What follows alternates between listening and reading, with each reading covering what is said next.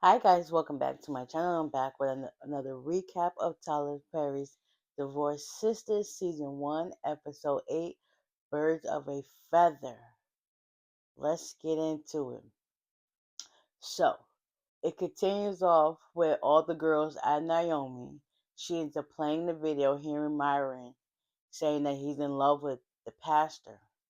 So, Rashida opens the door, tells the pastor and Myron to come in, and she asked Naomi to play the video, and the girls was like, "No, you shouldn't." And when she was like, "Play it," she plays the video back of Myron. We get to hear everything, and then all you just see is everybody look like. So the pastor was like, "What the hell is going on?" Myron was just like, so Naomi was like, "So since you can't say nothing, I'm gonna just ask the question for you. Are you effing the pastor?" He was like, "No." Like, I know his bruised ego was like hurt. Cause it's just like, and the crazy thing is, Rashida was like, "So, are you in love with my husband?" And he was like, "No." Everything just kept being no, no, no. So the pastor was just like, I'm not in love with you. Only person I'm in love with is my wife. I'm not gay. I'm not bisexual. I do not do anything with men. And this is the only woman for me. After that, he was like, Myra, you can ride with the girls. Bridget, you can take them back to the church. My wife is riding with me. So Rashida went to the door. He was like, wait, let me open the door for you. After that, they left. And then Geneva and the girls was like, why are you still here? And he was like, I'm gonna have a car to come get me. So they all leave. Right before they leave though, Rashida was like, she's done with Naomi. Cause it's like misery loves company. Like if she's not doing good, nobody's doing good at this point. So everybody ends up leaving Naomi's house. Pastor and Jeff, they're riding back to the church. And they just have all these well she gotta go good. She just have all these jokes coming for the pastor. And he was just like yeah, she was like something about you feel that, and he was like, "What, Myron warming up this seat for you?" It was just like he was like, "Girl, you played too much," but nigga, something. I was like, "Oh my god, you see it come out of character." It was just like that's probably the fun side that she was missing from him all this time. And crazy thing is, she was like, "I've been watching him like a hawk. Since the past 3 years, he's worked for you. I've seen the signs, and it's like you just been naive to it and oblivious." And it was like they both agreed. And he was like, "Yeah, he's the best assistant I ever had." And it was just like, clock it. And they was like, so Jeff was like, "What are we gonna do about him?" Because they're thinking about firing him, but at the same time, Rashid was like, "Nah, nah, that's cool. Let him still work for you, and let's see how this stuff plays out." Because it's like, yeah, I peeped it 3 years ago. And it's just like you just now making light of the situation. There's just like them jokes they had for him was top tier. Like Rashida was on it. So meanwhile, we got Bridget and Tiffany driving back to the church, and who was it? Bridget was like, yeah, Rashida's on it. She's been on it. Like she has all his passwords, she has the emails, phone numbers, and everything. And Tiffany was just like, I didn't think she would be that sneaky to trust me. Don't put it past her. This is the girl we talk about. Yeah. So they pull up to the church, and Myron's there. Tiffany gets into her car, and Bridget walks to her car. But before that, she sees Myron crying in the car. So she was like, Myron, come on now, baby. So basically, she told him, like, are you in love with the wife? Are you in love with the pastor? Oh my God. He was like, no, I love my wife. And it was just like, Myron, whoever you was talking to, you could lie to them. But whenever you're ready to tell me the truth, you could come talk to me. So he was like, I'ma just need you to help clear down my desk. He was like, did he fire you? And he was like, no. So come to work tomorrow and we'll talk about it then. Is First Lady mad? Um, you have to just give her time, then she'll talk to you. And then Bridget was basically telling Marvin like, listen, just do your job. It is what it is. When they're ready to talk to you, they'll talk to you. Just be on your P's and Q's. And he was like, okay. He asked her, ooh, sorry guys. What time will she be there at work? And she said, I'll be here at 9. He's like, all right, cool. I'll just wait for you. He was like, all right, so you're gonna stop interrupting me because I need to get home. My feet hurt. So he's pulling out of the driveway. Pastor and Rashida, they're pulling into the driveway. So Bridget goes around her car and she meets them at the front of the steps. And Jeff gets out, opens the door, and then opens the door for Rashida. He was like, he's about to just go in and do some more work. And she was like, all right, see you at home. So they greeted each other, and then he went inside. And then Rashida was like, I seen you talking to him. What he said, he was like, are you going to fire him? And Rashida was like, hmm, all right, cool. That's not here, there. But, he just feels like, you know, yeah, it is what it is. So that's another whole situation in itself. So after that, Rashida heads home.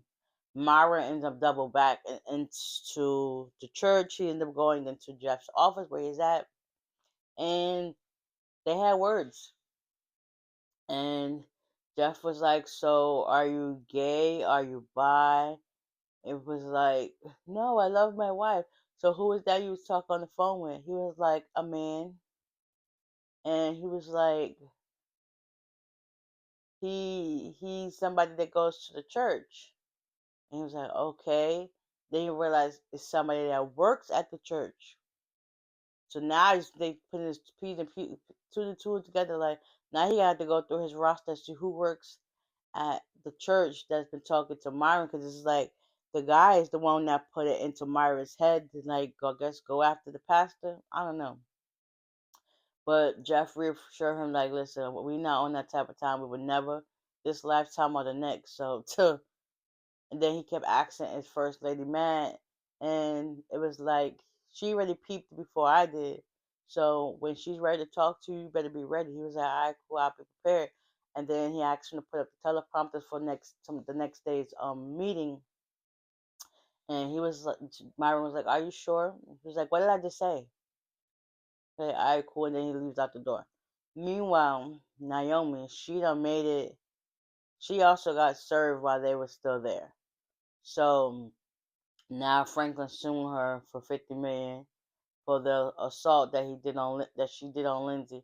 So meanwhile, she goes down to the bank with Hakeem, and she basically shows him the money that she had in her safety deposit box, and he was like, "I'm gonna need some money to do it," and she was just like, "Tuh, I already knew about your rap sheet before I even got into contact with you. So just so you know, whether you know, like it or not, I'm always 10 steps ahead of you." And he was like, "I need 10,000 for the job." She was like, "I'm not giving you jack." He called her a B and said, "I'm not doing nothing," and then leaves. She kept calling Rashida and well, not Rashida, Renee to come, and I guess nobody came, but she was like, "See you out." She ended up locking back up her money and leaving. Meanwhile, um, Geneva, Tiffany makes it home. She gets a call from Javon. Javon basically wants to take her to Italy with William and Geneva for their trip for a week. And it seemed kind of iffy, but it was just like, hmm. The crazy thing is she's supposed to be watching Anika that week. So it's like, hmm. So she was like, I'll talk. Javon was like, basically, I'll talk to William, but he also wants Tiffany to like get her the seller information for the house so they could live right next door to William. I think it's really to keep tabs on Geneva or do some stuff. It's just like that whole love triangle dynamic that they got going on. It's like Javon, like, what you really not telling us, or I don't know. It was weird, and it's like Tiffany and William was basically oblivious to the whole situation at hand because only Geneva and Javon really know what's going on. But it's like Javon is playing another angle. Like now you're getting her friend involved, and it's just like, hmm. So by this time, Geneva makes it home. Oh no! After the phone call, Tiffany ends up calling Rashida while she's on her way home. She basically telling her what Vaughn just told her, and Rashida was basically telling her what Geneva told her, like, you need to be careful and just really get a chance to know him. And then talking about the whole Nika situation, she was like, yeah, you're supposed to watch her because she asked you. She was like, yeah, just be careful and talk things through. By this time, Geneva makes it home and William's there, and next thing you know, who's in the kitchen? Javon making some flank steak, and they um have words exchanged. He also was trying to tell him about the trip, and it was just like, hmm. And it was some one-liners in it that was like, what in the world is going on? Okay, then Rashida's son is rambling in through their room, and he ends up finding why the money just then.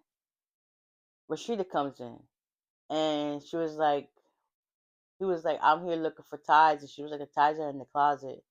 And what do you do? It's in your hand. He finally opens up, shows there's a wad of cash. She's trying to take it out of his hand. He was trying to like, have a grip on it, and it's just like, tuh.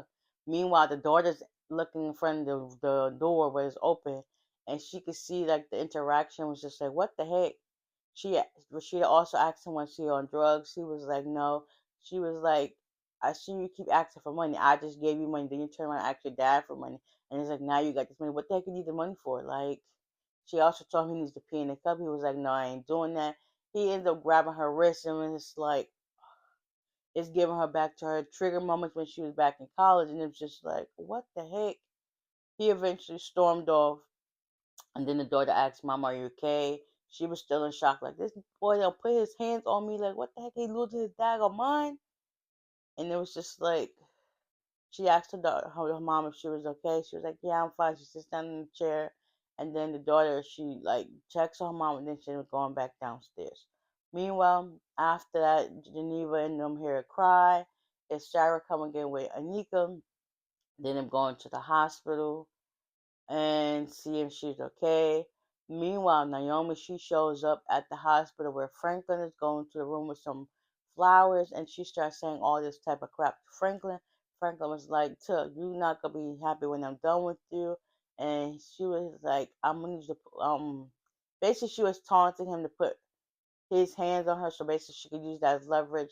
Then the nurse comes in because he was also calling for security too, and she said what she had to say. She's throwing the flowers onto Lindsay's back. She ended up running out of the hospital room. Security supposed to come, and um the nurse or whatever. I think well, either way, whatever, that happened. So meanwhile, now we're at the hospital. Javon's there, Sarah's there, William and Geneva's there. Next, Tiffany shows up, and Geneva's like, "What are you doing here?" And yeah, they end up sending Sarah home because it was like William was like it was a mistake, but Geneva also was like you should be more careful. But it was only a second. Things like that happen with kids, but then again, at the same time, if you're not really paying attention, then it could get worse. And in this case, it's worse. So Tiffany gets there, and Geneva was like, "It's now not the time. I just need my family time. I'm gonna call you." Tiffany felt a little taken back, and it was just like, "All right, cool." So just then, the doctor comes in out and was like, "She needs a blood transfusion." And come to find out, Anika's AB, and I think Geneva's AB. He was like, "But I'm the father, so." I have old blood, and he started putting his two together. Like, what the heck is really going on? Like, why she can't use my blood? If O is good for everybody, why? But I don't know why Geneva didn't take hints that like listen, I'm trying to help you out here, and she wasn't catching on. So yeah, mm, that'd be something. Javon, the baby daddy, for real, because we already know now. This is the season finale. So hopefully the next season drops soon and we get the answers to these unanswered questions. Like, Geneva, why you just didn't go with the doctor to do the blood transfusion? Because then she would have put two and two together. Like, yep, Diane Williams, baby. Like, Geneva, don't be trying to save face. I would have went along with it. So could have just been like, okay, cool, keep William in the dark. But now everything is coming to light. Geneva, Geneva, Geneva. And the crazy thing is Javon is there too, and Tiffany. So, whoo, it's gonna make a great season two coming back whenever they just do decide to drop. Like, oh my gosh, incredible! I'm here for it all. But yeah, hopefully you guys enjoyed this recap, and whenever the new season drops, I'll be prepared for that too. So I'll see you on the next one. Bye.